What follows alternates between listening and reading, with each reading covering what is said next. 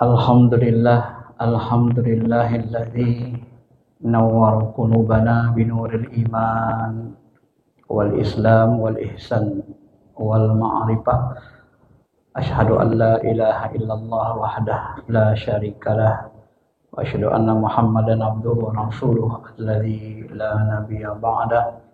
Allahumma shalli ala habibina syafi'ina Muhammadin wa ala alihi wa sahbihi ajma'in, amma ba'd.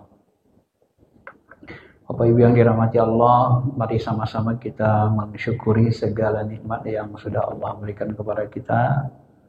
Mudah-mudahan dengan banyak bersyukur, Allah Subhanahu wa taala kekalkan nikmat yang Allah berikan ke kita dan ditambah dengan nikmat-nikmat yang lebih banyak, baik nikmat yang zahir, lebih-lebih kepada nikmat yang batin.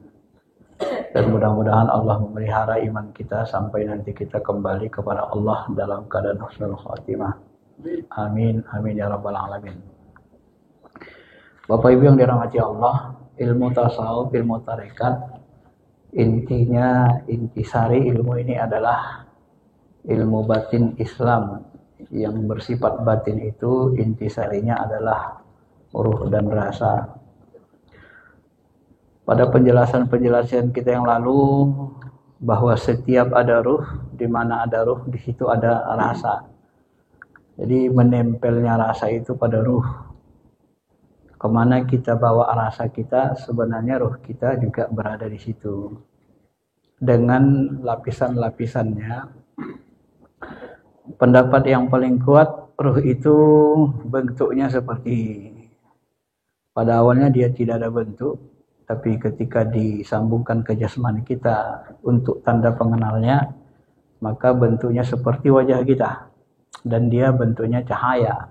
Pendapat yang paling kuat, seperti cahaya. Di sosok ruh itu cahaya.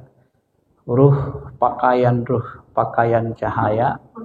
Pakaian paling rualnya disebut dengan ruh jismani yang tersambung ke alam nyata. Pakaian keduanya itu ruh sayrani rawani, ini tersambung ke alam malakut. Untuk mendeteksi wilayah malakut, kita membutuhkan rasa yang ada pada kolbu, ruh sayrani rawani. Maka duduknya kita di masjid iktikaf dengan niat karena Allah itu bisa mendatangkan ketenangan. Hadirnya ketenangan ke dalam kolbu kita itu isyarat malaikat sudah menghampiri diri kita. Rasulullah SAW pernah ketika satu saat Abu Bakar dimarah-marah, dibentak-bentak sama Yahudi dan dicaci maki. Lalu Abu Bakar senyum, dia bersabar. Kemudian dimarah-marah lagi, dibentak-bentak lagi sama orang Yahudi, terus semakin keras, maka Abu Bakar marah. Mulai marah dia, lalu Rasul beranjak pergi dari Abu Bakar. Lalu Abu Bakar kaget, ditinggalin sama Rasul, lalu dikejar, disusul Rasulullah SAW. Lalu Abu Bakar bertanya, Rasul, kenapa aku ditinggal? Tadi waktu engkau dibentak, dicaci maki Yahudi itu, engkau diam, sabar. Aku melihat malaikat ada di sekitarmu. Karena Abu Bakar tenang saja dia kan. Aku melihat malaikat banyak berkelilingan di sekitarmu. Tapi begitu engkau dibentak, dicaci maki, lalu engkau marah, ya, emosi, maka kulihat malaikat itu sudah pergi dari sisimu. Maka aku pun ikut pergi, kata Rasul. Nah, disinilah kita pahami bahwa sebagaimana juga ulama tafsir mengatakan, apabila kita sudah merasakan ketenangan dalam kolbu kita, itu pertanda malaikat sudah mendekati kita, hadir di sisi kita. Itu cirinya. Dan ruh atau rasa yang kedua, lapisan dua ini tersambung ke alam malakut. Alam malakut itu sebagian ulama menyebut isinya malaikat. Maka untuk merasakan kehadiran malaikat, kita tidak bisa pakai akal, harus pakai hati. Rasa yang ada pada kolbu, terasa tenang, nyaman, itu malaikat hadir. Ya. Kalau jin atau setan yang hadir, kita merasa was-was. Rasa di hati kita malah was-was, gerusak-gerusuk, was-was. Maka Nabi membahasakan ketenangan itu menunjukkan hadirnya malaikat berdasarkan ayat dan hadis juga. Tetapi setan itu ditunjukkan dengan raibun, munculnya waswas, keraguan, allazi yuwaswisu fi sudurin nas. Ya. Jadi mendeteksi keberadaan itu, makanya dia disebut tersambung ke alam malakut.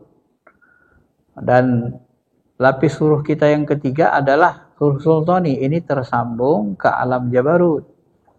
Inilah wilayah yang lebih tinggi, wilayah mata hati, yang disebut istilah lain dengan istilah fuad. Mata hati, dalam mata hati itu ada ruh sultani, dan di ruh sultani itu ada rasa nurani namanya. Apa rasa nurani itu? Rasa nurani itu rasa bertuhan. Maka konsepnya supaya mudah memahaminya, supaya mudah mengamalkannya, supaya mudah khusyuk sholat, ibadah dan zikir, di balik rasa manis itu ada zatnya, namanya gula. Benar? Benar ya? Di balik rasa asin ada zatnya namanya garam. Benar? Di balik rasa pedas itu ada zatnya, namanya cabai. Benar? Ini udah pasti ilmunya kan? Di balik rasa manis ada gula, zatnya. Di balik rasa asin atau ya asin ada garam, zatnya. Di balik rasa pedas ada zatnya namanya cabai. Di balik rasa bertuhan ada apa? Di balik rasa bertuhan ada zat Allah, zat Tuhan. Nah, kalau mau didudukan begitu. Jadi ketika muncul rasa bertuhan dalam kalbu itu rasa nurani. Nah itulah yang dihadapkan ke Allah. Dan kita harus yakini di balik rasa bertuhan itu ada dia. Yang gak ada bentuk, gak ada rupa, gak ada warnanya. Karena setiap rasa pasti ada zatnya. Tidak ada muncul rasa kalau tidak ada zatnya. Ya. Tidak akan muncul manis kalau tidak ada zat gula. Gitu. Tidak akan muncul rasa pedas kalau nggak ada zat cabai. Dan tidak akan muncul rasa bertuhan yang disebut dengan fitrah, nurani, kecuali di baliknya ada Allah. Ada pemilik rasa itu, pencipta rasa itu. Nah, begitulah cara untuk memahaminya. Maka ketika kita sholat, ibadah zikir, rasa bertuhan itu kita arahkan ke Allah. Kita yakini di balik rasa itu ada Allah. Engkaulah ya Allah di balik rasa ini. Hanya Engkau, tidak ada yang lain. Ya. Hanya saja kalau gula dia ada fisiknya, bisa kita pegang. Tapi Allah gak ada fisiknya, jadi nggak bisa dipegang. Hanya diyakini di balik rasa bertuhan itu ada Allahnya. Karena rasa bertuhan itu berasal dari Allah. Gitu.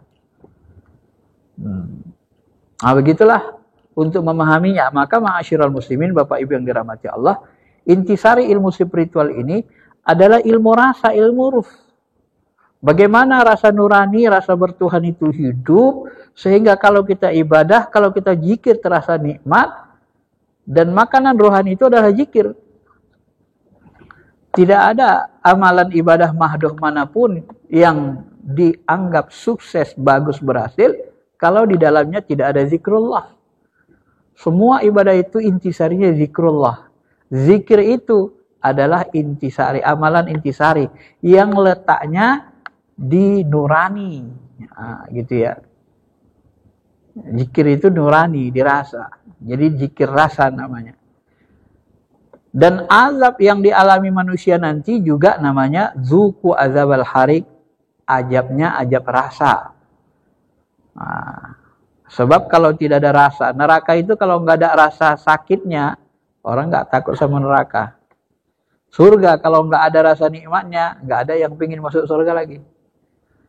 Nah, jadi antara ilmu ruh dengan rasa itu menyatu dia. Nah, itulah ilmu yang dimaksud dengan ilmu tasawuf, itulah ilmu intisari, ilmu dari tarekat itu. Maka godaan atau penghalang, penghijab kita juga menghadap Allah itu, hijab yang paling berat itu rasa. Rasa apa? Rasa yang muncul dari hawa nafsu. Ya, syahwat. Kemudian rasa kebencian, iri, dengki, hasad. Ini juga di kolbu dia dirasa.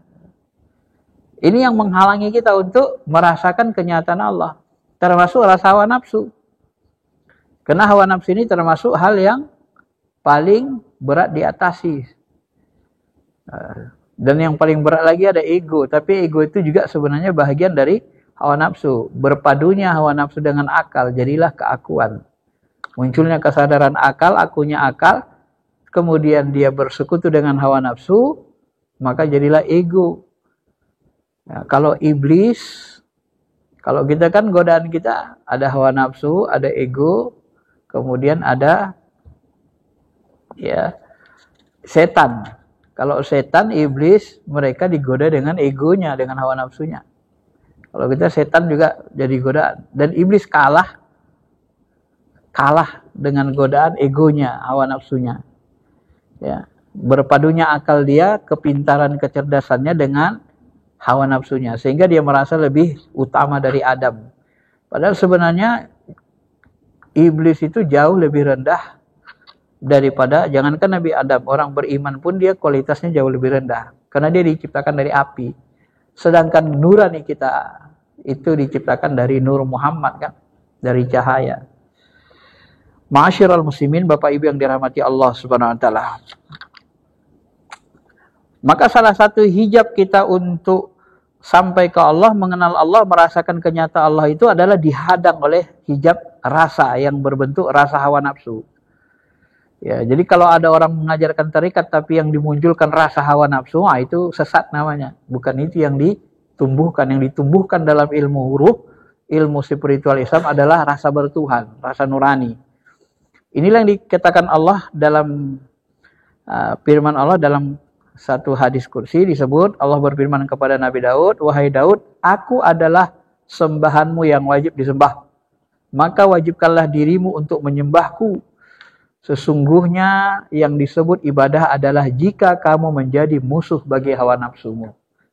Maka untuk dekat sama Allah kita harus siap bermusuhan dengan hawa nafsu. Karena hawa nafsu ini dia harus dikendalikan. Ya, memang tidak harus dibunuh tapi dikendalikan. Kalau nggak dikendalikan, maka kita yang dikendalikannya. Dengan menjadikan hawa nafsu sebagai musuh, berarti kamu telah menyerahkan penguasaan atas dirimu dan peribadatanmu kepada Allah Subhanahu wa taala. Pada saat itu berbagai macam hal yang melejatkan, kenikmatan yang berlimpah dan kebaikan akan mendatangimu, dan kamu pun menjadi orang yang mulia dan terhormat. Segala sesuatu akan melayanimu, mengagungkanmu dan memuliakanmu, sebab mereka semua mengikuti Allah dan sejalan dengan Allah, karena dialah yang menjadikan, menjadi atau menciptakan. Hawa nafsu itu juga diciptakan Allah, sedang mereka mengakui Allah sebagai pihak yang harus disembah. Itulah sebabnya Allah juga berfirman, "Wa in min syai'in illa yusabbihu bihamdih." Tidak ada sesuatu pun makhluk di langit di bumi ini kecuali bertasbih memuji Allah, tetapi kamu sekalian tidak mengerti cara tasbih mereka. Bahkan dikatakan ketika Allah berkata, "Faqala laha walil ard." Ketika Allah berkata kepada langit dan bumi, apa kata Allah? "Atiya tau'an au karhan." Kemari kalian langit bumi, datang. Ikuti perintahku, kata Allah. Baik dengan taat atau terpaksa. Lalu langit dan bumi mengatakan, "Qala ta'ataina ta'in." Kami datang kepada Engkau ya Allah dengan taat, tidak terpaksa. Artinya sebenarnya hawa nafsu itu pun ciptaan Allah, dia tunduk kepada Allah.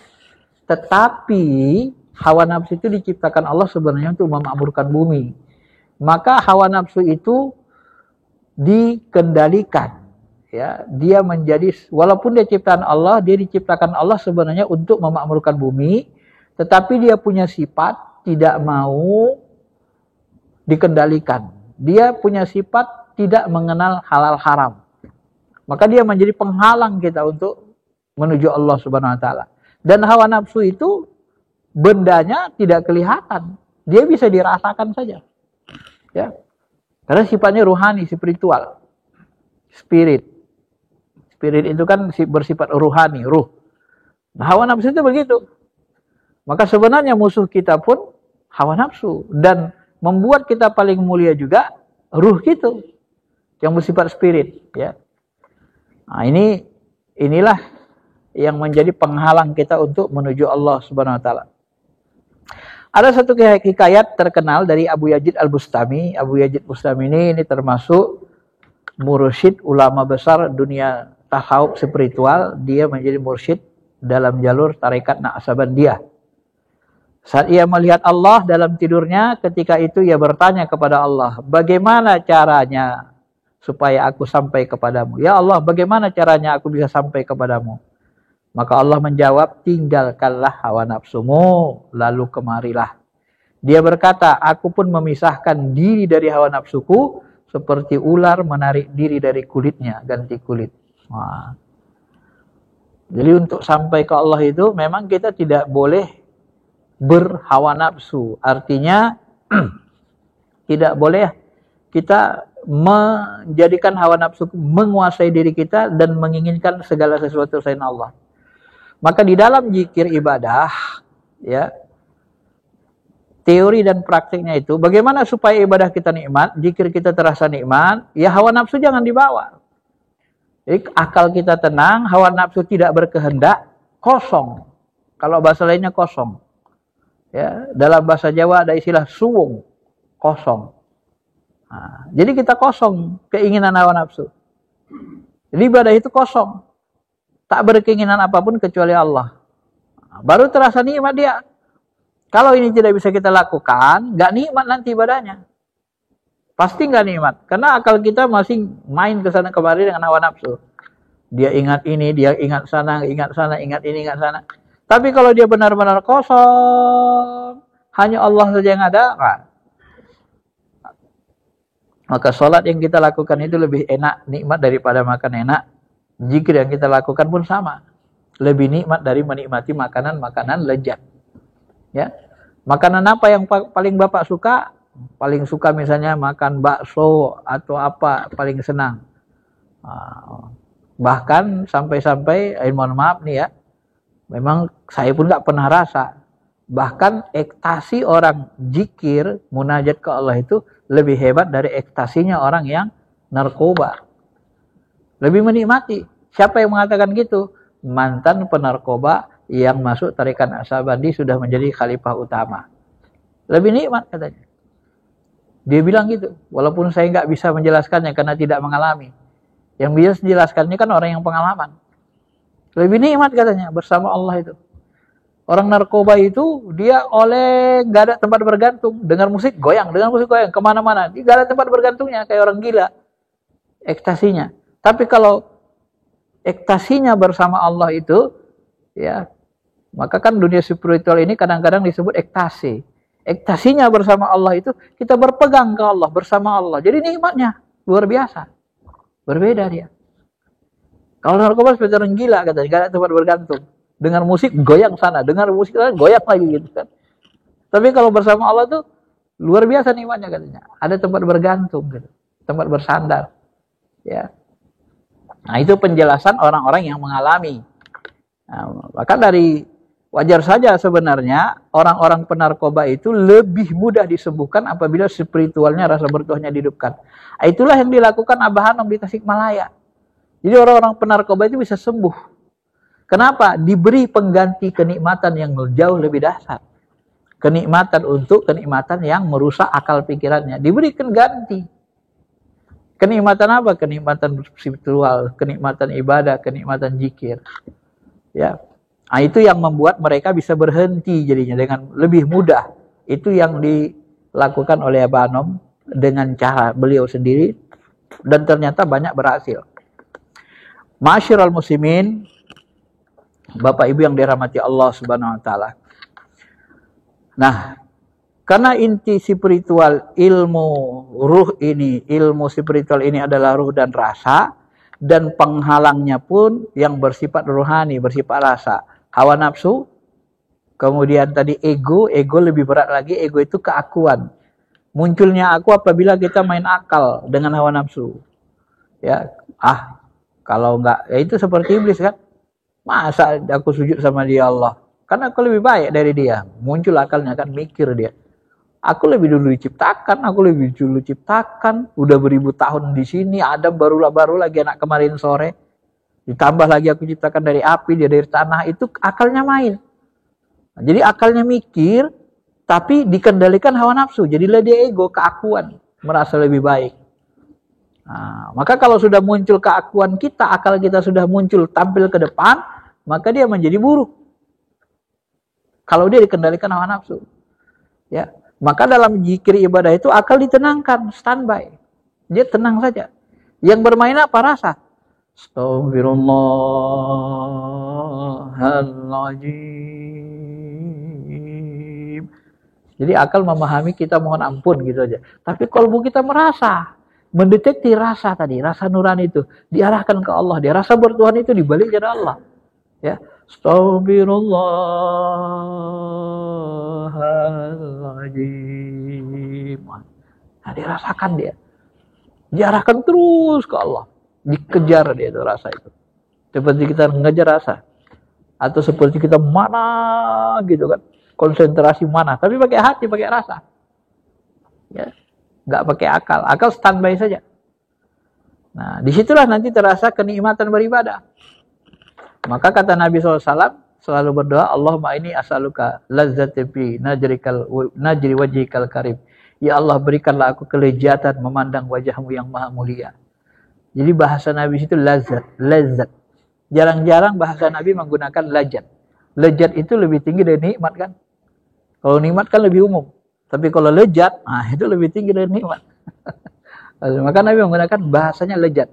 Ya Allah, berikanlah aku kelezatan memandang wajahmu yang mulia. Lajjata ila nadri wajhikal karim, memandang wajahmu yang mulia. Bagaimana memandang wajah Allah yang mulia, merasakan lezat? Itu tadi ilmunya, di balik rasa bertuhan itu ada Tuhannya, ada pemiliknya. Itulah dia. Nggak ada lain selain Allah itu. Karena dia yang memunculkan rasa bertuhan dalam kalbu kita, dalam hati kita, dalam nurani kita. Ya, maka semua orang ini punya rasa bertuhan. Dalam bahasa lain disebut dengan fitrah. Fitrah itu fitrah diri manusia, dia pingin adanya Tuhan. Dia mengakui adanya pencipta. Kapan itu muncul? Kapan itu sangat berasa dalam kehidupan kita? Nah, kalau kita buktikan dalam sehari-hari, ketika manusia dalam kondisi tidak berdaya, maka seluruhnya akan memanggil Tuhan. Nuraninya itu rasa bertuhannya muncul. Itulah dia. Ketika manusia dalam kondisi tidak berdaya, maka wajar. Kemarin waktu pandemi itu, ini orang banyak ketakutan mati, itu rata-rata manusia itu kembali ke Tuhan. Orang lebih soleh dia. Kenapa? Tak berdaya melawan. Akhirnya kembali ke Tuhan dia. Manusia ini kalau dia masih kuat, dia sering sombong, muncul egonya. Tapi begitu tak berdaya, mau tenggelam jadi laut, maka dia panggil Tuhan itu. Sampai-sampai Fir'aun yang paling sombong saja, begitu tenggelam di laut, baru dia sadar. Keluar itu nuraninya, rasa bertuhannya. Amantu bi Rabbi Musa wa Harun. Aku beriman kepada Tuhan Musa dan Harun. Itu semua orang miliki, Pak. Maka hakikatnya nggak ada orang yang ateis di dunia ini, nggak ada. Karena kolbunya itu, hatinya punya nurani itu, punya rasa bertuhan dikasih Allah. Semua kita sama. Cuma sebagian orang ada yang rasa bertuhan itu direndam sama dia, dihancurkan, dihilangkan. Dia main nakal aja, dihilangkan. Main nakal dengan hawa nafsu. Rasa bertuhan itu dibuang sama dia. Dipenjara sama dia. Dalam dunia spiritual tasawuf, rasa bertuhan itu dimunculkan, dihidupkan, diasah. Nah, maka istilahnya, muncullah istilah namanya ilmu olah rasa.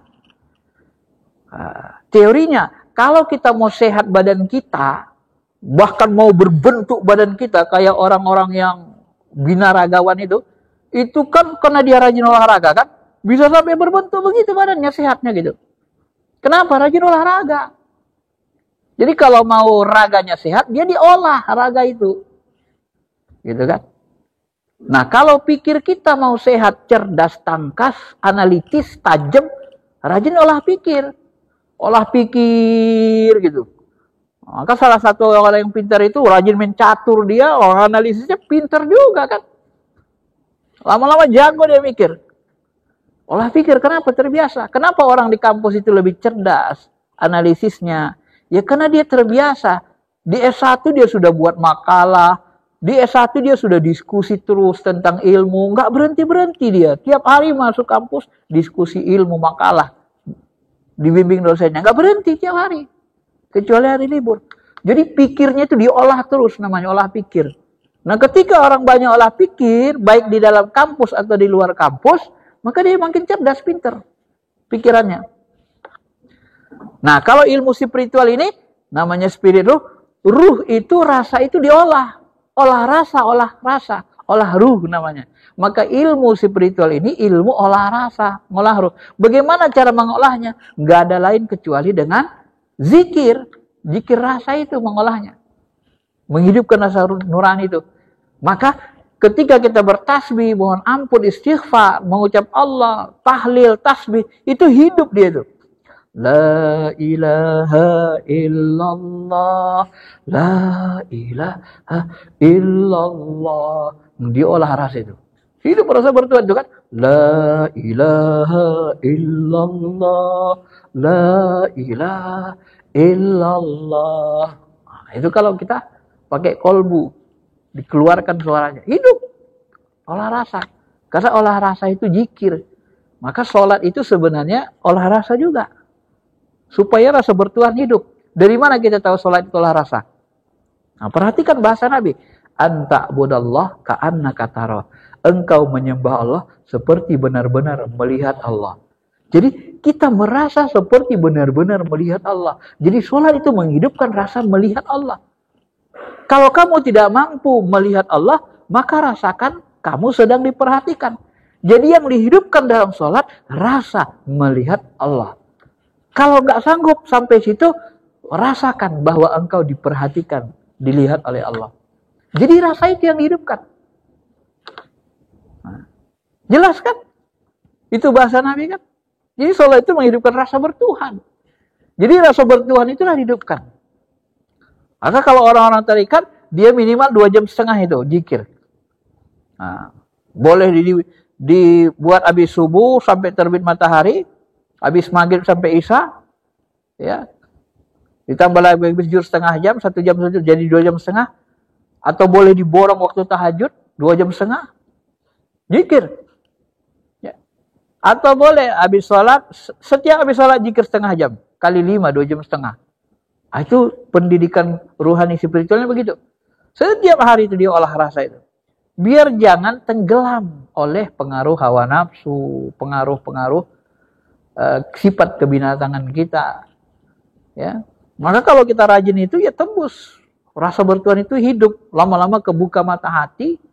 Nah kalau sudah kebuka mata hati maka bisalah menyaksikan. Banyak yang disaksikan. Sampai paling puncaknya nanti tidak ada yang gaib kecuali Allah Zat yang maha gaib. Yang lainnya semuanya terpandang dengan izin Allah Subhanahu wa taala. Ya. Kenapa? Ya itu seperti yang dialami Nabi SAW dan sebahagian sahabat juga mengalami kan. Maka sebahagian sahabat ada yang bisa melihat malaikat. Ya, ketika mereka tembus kasabnya seperti Hujaifah sebelum wafat. Nah, lalu dia lapor ke Rasulullah, ya Rasulullah, aku ini kayaknya sudah benar-benar beriman. Apa buktinya kamu beriman?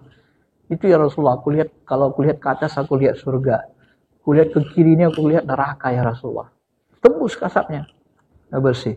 Lalu kata Nabi, pertahankan kondisi rohanimu seperti itu. Hadir hatinya kuat. Maka dia pertahankan sampai dia wafat, ya, bertempur, berperang, maka dia wafat dalam kondisi kasyful ghaib, dalam kondisi karena kasyful ghaib itu tidak akan terjadi kecuali hati kita bening, bersih. Ya, kalau nggak bersih nggak bisa.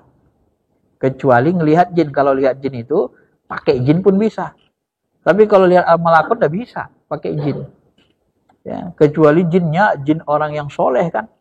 Nah, bisa kayak sudah punya apa dia kan pengetahuan tentang itu. Masyiral muslimin, Bapak Ibu yang dirahmati Allah Subhanahu wa taala. Nah, ini penghalang kita, intisari ilmu ruhani dan penghalang-penghalangnya. Nah, yang kedua, di samping hawa nafsu, maka yang jadi penghalang kita adalah termasuk syahwat. Syekh Al-Qurjani membedakan syahwat dengan hawa nafsu. Nah, syahwat ini apa? Beliau menjelaskan begini. Jika pada saat kamu dalam keadaan fakir miskin, muncullah syahwat untuk menikah dalam dirimu padahal kamu tak mampu menanggung beban nikah. Nah, dalam kondisi fakir, gak ada uang, ya masih lajang, belum bisa nanggung kehidupan, muncul keinginan untuk nikah padahal belum mampu menikah, maka bersabarlah, kata beliau. Tunggulah kelapangan itu dari Allah datang, yang bentuknya bisa jadi berupa menghilangkan dan menjauhkan syahwat tersebut dengan kekuasaannya yang dia tanamkan dan wujudkan pada dirimu, sehingga dapat membantu atau menjagamu dalam menanggung beban kehidupanmu. Atau bisa juga dalam bentuk dia memberikan anugerah yang cukup, berikan rezeki yang cukup, sehingga tanpa menimbulkan beban di dunia dan di akhirat. Nah, jadi terserah Allah yang mana kan. Yang penting kita suruh bersabar. Ya. Dengan kesabaran itu Allah akan semakin menambah penjagaan dan kekuatannya kepada dirimu. Jika yang disahwati itu memang menjadi bagianmu, dia Allah akan mengalirkannya atau memberikannya kepadamu secara cukup, sehingga kesabaran berubah menjadi rasa syukur. Dia berjanji akan menambah pemberiannya kepada orang yang banyak bersyukur. Sebagaimana dia katakan, la in syakartum la azidannakum wa la in kafartum inna azabi lasyadid. Kalau kamu bersyukur, kami tambah. Kalau kamu kufur, azab kami sangat keras. Jika yang disahwati bukan menjadi bagianmu, berarti yang disahwati itu tidak dibutuhkan. Adapun cara menghilangkannya adalah dengan mencopot syahwat itu dari hati, baik jiwa menghendaki pencopotan maupun tidak. Maka dari itu tetaplah bersabar, tenanglah, tantanglah, lawanlah hawa nafsu itu, terima perintah Allah dengan lapang dada. Riadolah dengan qada dan selalulah berharap meraih keutamaan dan pemberian Allah. Innama yuwaffas sabiruna ajrahum bighairi hisab. Orang yang sabar kami berikan pahala mereka tanpa hisab. Ini penjelasan beliau dalam hal membedakan, sedikit dibedakan beliau antara syahwat dengan hawa nafsu. Kalau hawa nafsu lebih umum, ya, sedangkan syahwat itu bahagian dari, ya, lebih cenderung kepada biasanya yang lebih kuat itu syahwatum minan nisa. Kali sini cenderung kepada syahwat kepada wanita, keinginan untuk nikah padahal belum mampu menanggung beban. Masyarul muslimin, Bapak Ibu yang dirahmati Allah. Nah, inilah hal-hal yang penting kita ketahui, intisari dari perjalanan spiritual ini. Kita harus paham rasa yang harus kita hidupkan dalam qalbu itu adalah rasa bertuhan. Itu letaknya di nurani. Itu letaknya di mata hati, ya. Maka memandang Allah itu dengan mata hati, dengan rasa bertuhan. Memandang Allah itu sebenarnya seperti memandang bulan purnama, tidak susah. Maksudnya apa? Ya, memandang bulan purnama kan itu enggak silau mata kita, enak aja mandangnya. Nah, ketika kita arahkan rasa kita, hati kita ke Allah, terasa nikmat, enggak silau. Mandang bulan purnama enggak susah, gampang aja. Malah kita melihat indahnya. Bulan purnama indah, ya. Nah, kalau memandang Allah itu enggak silau, enggak susah. Dengan apa ya? Dengan rasa nurani tadi, dengan rasa bertuhan. Nah, jadi rasa bertuhan yang Allah berikan kepada kita, ini kita pandang di baliknya itu ada Allah. Ketika kita beristighfar, pandang rasa Allah, rasa bertuhan itu. Di balik itu yakini ada Allah. Astaghfirullahaladzim. Astaghfirullahaladzim. Nah, di balik rasakan, nikmatkan. Nikmati. Termasuk semua zikir, termasuk la ilaha illallah, tahlil. La ilaha illallah, la ilaha illallah, la ilaha illallah. Nikmat, ya kan? Akhirnya menetes air mata kita. Jadi kalau bahasa saya, ya, apa yang dikatakan Allah dalam Quran itu nyata. Iza dzukirallah wajilat qulubuhum, gemetar hatimu, taro ayunahum tafidu minad dam'i mimma arafu minal haq, meneteslah air matamu, terasa tenang. Itu semua benar. Jadi kalau zikir itu tidak terasa nikmat, tidak netes air mata, tidak buat kita tenang, ya, tidak bergetar kalbu kita, itu pertanda zikirnya salah. Hatinya belum hidup. Nah, kalau hati hidup itu pasti mendapatkan apa yang dikatakan Allah Subhanahu wa taala. Dan itu harus dibuktikan juga memang. Gak bisa hanya diomongkan. Cara buktikannya ya dilatih. Nah, sampai dia ketemu, sampai nanti apapun yang ada dalam pikiran kita, stres apapun, setingkat apapun stres kita, begitu kita zikir, duduk, hilang itu semua. Maafnya ibarat orang kalau sudah mabuk, hilang dia kan, walaupun lagi stres dia. Tapi sebentar itu. Kalau orang beriman nggak perlu pakai mabuk, nggak boleh pakai ekstasi, pakai narkoba, duduk aja, zikir, la ilaha illallah, la ilaha illallah, nikmat, hilang semuanya. La ilaha illallah qauli, la ilaha illallah itu firmanku, la ilaha illallah hisni, la ilaha illallah itu bentengku. Wa man dakhala hisni amin min azabi. Siapa masuk ke dalam bentengku aman dia dari azabku. Azab apa? Azab rasa. Ya, kita tertekan sakit hati, azab rasa kita sakit hati, rasa rindu, diputuskan cinta. Rindu sakit sekali nembus ke kalbu kita itu, mata hati. Nah, tapi begitu kita hidupkan rasa bertuhan itu dia terpental itu. Karena dia letaknya di mata hati, apidah lapis 3, tajam, itu ngadu, belaga di dalam itu. Mana yang paling kuat? Ya. Tapi kalau masih rasa sayang saja, gampang kali dibuang.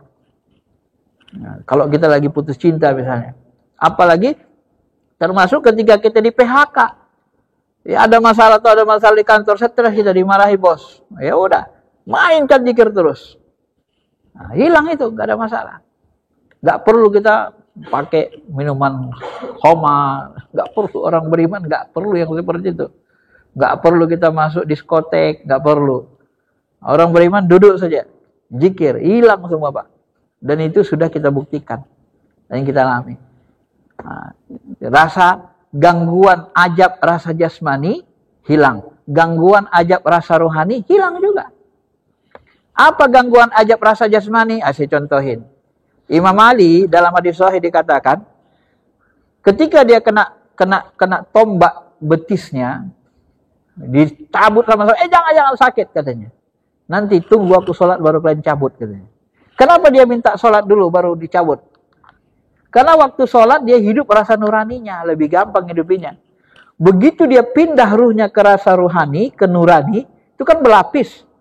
Jasmani, ruh jismani ditenggelamkan ke ruhani, ditenggelamkan ke nurani lagi.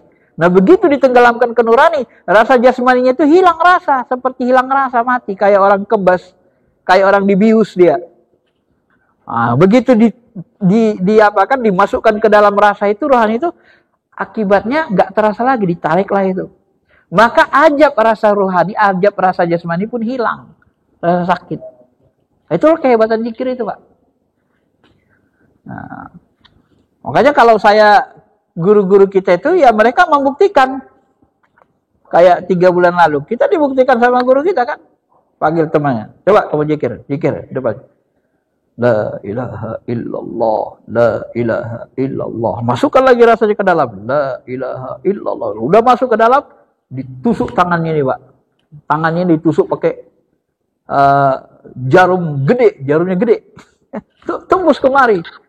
Habis zikir, nah sudah coba berhenti, lihat tangannya, ya rupanya udah ada besi tembus, nggak terasa sakit. Itu membuktikan ilmu Imam Ali itu benar gitu loh, bisa kita buktikan. Nah, kalau ada yang ngajari guru nuntunnya dibuktikan Pak. Ya sudah zikir lagi, suruh zikir lagi, la ilaha illallah, udah terasa nikmat, ya masukkan ke dalam lagi, udah terasa nikmat, nah, baru dicabutnya, nggak terasa, tinggal darahnya aja. Nah, kenapa dia nggak ngerasa sakit, nggak ada jeritan? Ya karena tadi, karena yang merasa itu ruh. Kalau nggak ada ruh nggak bisa merasa. Orang mati kan nggak ada ruhnya, nggak bisa ngerasa. Orang mati mau dicabik-cabik, dipotong-potong lehernya juga nggak ada ngerasa dia kan. Makanya ruh itu waktu zikir dipindahin ke dalam. Ruh jismani, rasa jismani pindahin ke dalam, sehingga jasmani kita nggak rasa sakit. Itu ilmunya. Itu dibuktikan sama guru kita di depan orang ramai kan pas zikir. Nah, jadi tidak hanya omong doang. Maka saya sering mengatakan ilmu spiritual ini penuh dengan ilmu pembuktian. Tidak hanya diomongkan, dia harus dijalani, dialami, dibuktikan. Sehingga kita yakin dengan ilmunya. Ada teorinya, ada ilmunya, ada praktiknya, kenyataannya. Nah, itulah makanya Imam Ali itu gak sakit dia. Itulah makanya zikir itu nikmat. Apabila kita mampu memindahkan ruh jismani, rasa jasmani ke ruhani, terus dilebur lagi, pindahkan ke nurani, rasa bertuhan, baru arahkan ke Allah. Mata hati itu. Nah, begitu dirasa nurani itu ada mengganggu rasa cinta, stres karena diputus pacarnya atau calon istrinya, itu udah ditolaknya nanti, Pak. Itu saling perang itu di dalam. Mana yang paling kuat itu yang terhadap. Apabila kita langsung terus-menerus melakukannya, ya stres itu hilang dengan sendirinya. Kalah dia. Ya, mana yang kuat di dalam. Karena rasa cinta itu sebenarnya dia sudah menembus lapisan 3. Cinta, rindu itu lapisan 3. Makanya orang yang putus cinta itu paling stres, Pak, dibanding putus kerja. Kalau putus kerja nggak terlalu stres. Tapi kalau udah putus cinta itu luar biasa stresnya. Bagi yang pernah mengalami. Tapi kalau nggak pernah mengalami, kembali lagi tadi kan, nggak ada pengalaman, nggak ada pembuktian, nggak bisa dibuktikan. Maka ilmu rasa ini dia kaedahnya berbeda dengan ilmu lain. Dia punya kaedah sendiri. Apa kaedahnya? Malam yazuk lam ta'rif. Siapa yang tak merasa, tak mengenal. Siapa yang tak belum mengalami, merasakan, tak mengerti. Walaupun bapak profesor, doktornya 2, MA-nya 2, S1-nya 3, nggak pernah ngalami, ya nggak ngerti-ngerti. Kenapa? Karena ilmu rasa. Rasa itu dialami, dirasakan. Ya. Makanya orang tidak banyak yang bisa memahami ilmu ini kecuali dia sudah mendalami, menjalani, baru gampang memahaminya. Ya sama kayak makan durian kan. Mau profesor dokter gak pernah makan durian, kita cerita enak banget, rasa durian tuh gini, lemak, manisnya beda sama gula. Pokoknya enak banget. Ah, gak pernah, gua gak ngerti gua katanya. kita bilang kita enak, lemak pun gak ngerti dia. Kenapa gak pernah rasain? Walaupun dia profesor, gak bisa dia ngerti. Tapi begitu dia rasakan sama kita, oh iya ya, durian montong kalau Thailand begini, kalau model durian Nucuk Medan begini, beda rasanya ya. Rasanya begini beda. Nggak bisa kita bedain karena lagi kita rasain.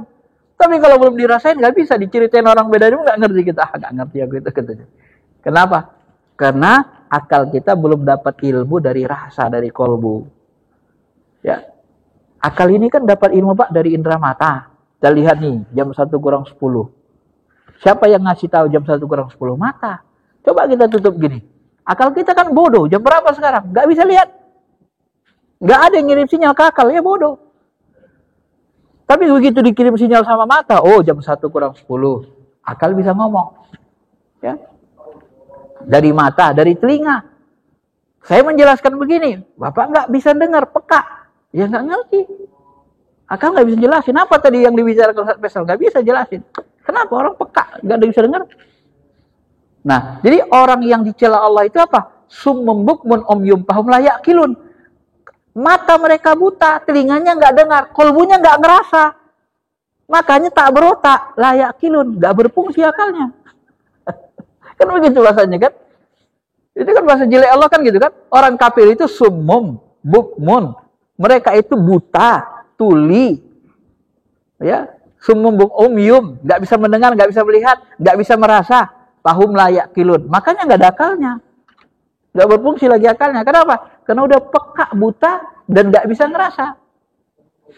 Nah, maka nggak berfungsi akalnya lagi. Kapan akal berfungsi mendapatkan ilmu? Ketika indera mata difungsikan, indera telinga difungsikan, indera rasa, ruh difungsikan. Baru akal bisa dapat ilmu, baru dia bisa jelasin. Mengalir dia ilmunya. Itulah yang disebut dengan cahaya. Maka Nabi menyuruh kita berdoa, jadikan di telingaku cahaya. Artinya petunjuk. Telinga ini menjadi alat untuk menerangi, menunjuki kita. Jadikan di mataku cahaya. Allah majal fi qalbi nuron, di hatiku. Rasa itu pun menunjuki. Fi qalbi nuron, wa fi sam'i nuron, pendengaran cahaya, di mata kita cahaya. Jadi ini semua ini jadi cahaya, jadi memberi petunjuk ke dalam diri kita. Nah, itulah yang dimaksud doa Nabi ketika berangkat ke masjid. Baik, saya kira itu saja penjelasannya tentang intisari ilmu ini. Tinggal dipraktekkan saja, diamalkan. Untuk menguatkannya silakan dicari guru khusus yang ahli dalam bidang ini. Kalau bagi yang mau mendalami lebih dalam. Ada waktunya sedikit lagi, kalau ada mau tanya silakan.